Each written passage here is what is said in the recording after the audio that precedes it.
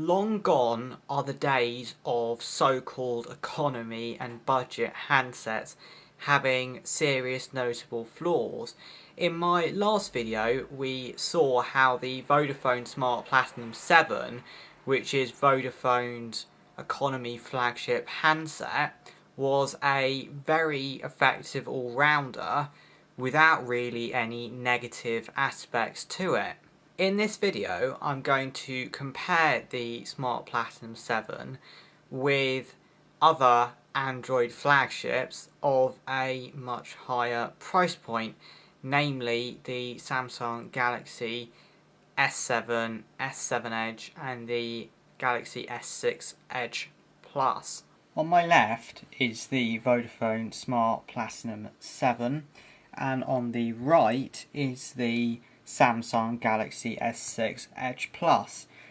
Now I don't have the S7 and the S7 Edge with me physically right now. However, due to their similarity to the S6 Edge Plus, I will be using the S6 Edge Plus almost in their place, but also I'll be, of course, stating where the S7 and S7 Edge are different compared to the S6 Edge Plus. So if we just look at the front of these phones, in particular the screens. Now the Smart Platinum 7 has a 5.5 inch 1440p AMOLED display, and actually likewise the S6 Edge Plus and the S7 and S7 Edge all have 1440p AMOLED displays around the 5 and a bit inch size range. The AMOLED displays, like I say, are all 1440p and they're all very, very good. So I mean, you can probably see from here that the contrast on the screen is absolutely wonderful, and likewise the colour saturation and just generally image quality as you look from the sides and, you know, at very sort of oblique angles is very, very nice on both the panels. They're both just absolutely beautiful panels between all these sort of AMOLED displays. Also on the front are the front-facing cameras. So the Smart Platinum 7 has a 8 megapixel front-facing camera versus the 5 megapixel front-facing cameras on the Samsung S6 Edge Plus and the S7s. However, the image quality on the Samsung phones on the front-facing cameras is better than the front-facing camera of the Smart Platinum 7. Now, as I mentioned in my review of the Smart Platinum 7, this phone has two front-facing speakers. So this has stereo front-facing speakers, and the sound quality from them is absolutely great because being stereo and when you're watching in landscape, there's a reasonable degree of separation there. So you do get proper stereo sound quality that makes it sound like this is actually almost a little sort of boombox slash sort of sound station almost, which is very, very pleasant. The Samsung phones, meanwhile, have only a base-facing single speaker, which, while it does get very loud, is obviously not quite the same as having two stereo front-facing speakers. All the phones have fingerprint readers. The difference is that the Smart Platinum 7s is on the back of the device versus on the Samsung phones it's on the front. Now the fingerprint readers are all very, very fast. If I just lock the phones here and zoom out of it, so if I then just press my finger on the back of the Smart Platinum 7, you can see it comes on pretty much instantly. And likewise with the Samsungs, their fingerprint reader is also very fast. You just rest your finger and it signs you in almost immediately. So top marks for the fingerprint scanners on both these phones. Turning the phones over for a moment, both of the phones have a glass back to them. Both of them are relatively scratch resistant, although as you can see from the sort of use these phones have had, they have accrued a number of fingerprints, although they are very easy to sort of clean with a cloth to get rid of those fingerprints. Aside from that, on the back, like I say, you get the fingerprint reader there, and then we get the camera modules. Now, the Smart Platinum 7 is 16 megapixels and it shoots 2160p video. The S6 Edge Plus is also 16 megapixel and also shoots 2160p video, but the S7 and the S7 Edge are 12 megapixels and shoot 2160p video. The image quality from the Samsung phones is better than the Smart Platinum 7, especially in low light conditions, where the Samsung phones do break quite a significant lead in the image quality battles. If we just flip these phones over once again, so then we can have a little consideration about the internal specifications of the two devices. So the Smart Platinum 7 has a 8-core CPU, which is a Cortex A72, and I mean, realistically, the speed on it is absolutely nothing to complain about. It's very nice and fast, and it's just generally very responsive, as we saw in my main review. The S6 Edge Plus also is very, very fast, and once again, you know, you sort of wouldn't expect any less because it has an 8-core CPU as well, albeit a sort of higher spec 8-core CPU than the one in the Smart Platinum 7. The S7 and S7 Edge, meanwhile, have, at least the model sold in the UK, has an 8-core CPU and is obviously more powerful than what's in the S6 Edge Plus, although not by a massive amount. Graphics wise, the Smart Platinum 7 is an Adreno 510, the S6 Edge Plus is a Mali T760, and the S7 and the S7 Edge are Mali TA80s.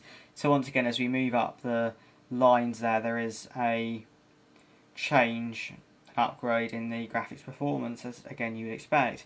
In terms of RAM, the Smart Platinum 7 has 3GB, the S6 Edge Plus 4GB, and the S7 and S7 Edge are 4GB as well. Although once again, performance is very, very swift on all of the phones. I don't particularly notice a difference between using the S7, the S6 and the Platinum 7 really. They're all very much the same performance wise that I've found. In terms of storage, the Smart Platinum 7 is 32GB and the S6 Edge Plus is 32 or 64GB, and the S7 and the S7 Edge come in a whole different load of variants from 32 to 128GB depending on the price point. Certainly 32GB of storage is absolutely no problem as far as I'm concerned. You can store an awful lot of pictures with that amount of storage, and there is also expansion through microSD as well. The S7 and the S7 Edge have expandability. The S6 Edge Plus does not have any microSD expansion capabilities on it. In my review of the Smart Platinum 7, I said about how good its signal receive performance is. I mean, you can see there, it is on almost full strength 4G, which is pretty amazing considering my room and how signal blocking it is. Just to put an indication here, many of the other phones I have won't show up really any signal at all. So the fact this is scraping, you know, reasonably like 2/3, 3/4 signal strength in here is very impressive. And as we saw, this phone has about 3 decibels better signal receive performance than actually a lot of the other phones that I have, which is top marks there. Now, in terms of actual carrier aggregation performance, the Samsungs are all triple carrier aggregation capable, whereas the Smart Platinum 7 is 2CA. What that means is that the Smart Platinum 7 can do up to about 300 megabits per second using 2x2 MIMO and 64 QAM, whereas in the same cellular configuration with 3 carriers you can get up to about 450 megabits per second on the Samsung S6 Edge Plus, S7 and S7 Edge. The Samsung S7 series also support additional features depending on carriers, which can bring that even higher. But also important besides cellular is obviously our Wi-Fi performance. All of the devices fortunately have dual band AC wireless, and actually for that matter also NFC. So all in all, these handsets are all actually very, very good.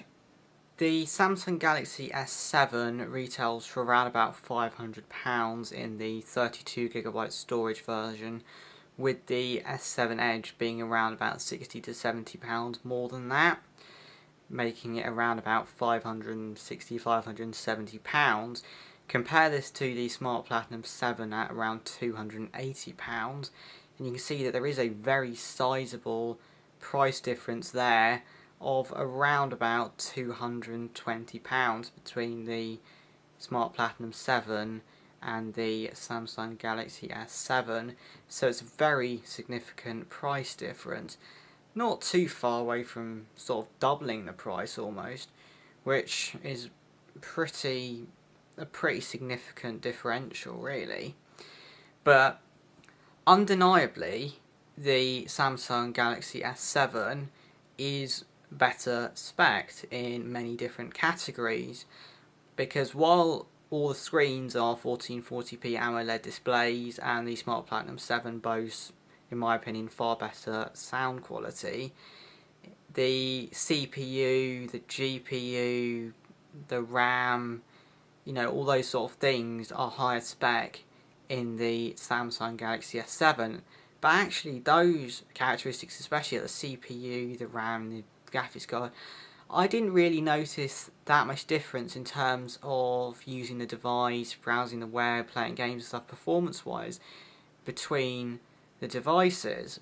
However, I'm sure that in certain games, certain titles, in certain situations there will be a difference, because the S7 does pack more graphical grunt and more processing power. The only real area I found that the S7s beat the Platinum 7 was really in terms of camera performance, and because while the Platinum 7 does deliver a very valiant sort of camera performance, the cameras are certainly actually quite good. The S7 series cameras are actually sort of excellent, especially in low light conditions. The S6 Edge Plus, meanwhile, isn't available brand new per se at the moment, because it's sort of a last generation handset. However, it can be available second hand from around about £250 to about £300, and the S6 Edge Plus forms a very nice sort of intermediate levels phone between the Smart Platinum 7 and the S7 series in terms of the sort of spec sheet, as well as how things like the cameras perform, making the decision even more difficult, because certainly I'm not against buying second-hand phones. Lots of my phones are second-hand, and I've had very little in the way of trouble as a result of that. So then it does make it very hard for me, because actually the S6 Edge Plus, while only marginally better in most categories, and obviously slightly worse in the sound category, for the same amount of money it is sort of overall slightly better. Although certainly comparing the sort of brand new handsets between the £280 of Smart Platinum 7 and the £500, £550 of the S7 Edge, I think I would probably go for the Smart Platinum 7 at the moment, and I'm actually considering buying one quite seriously, as I'm going to have to give this one back very shortly. So thanks for watching. I hope that's given you a bit of, food for thought if you're considering buying one of these handsets, and thanks for watching.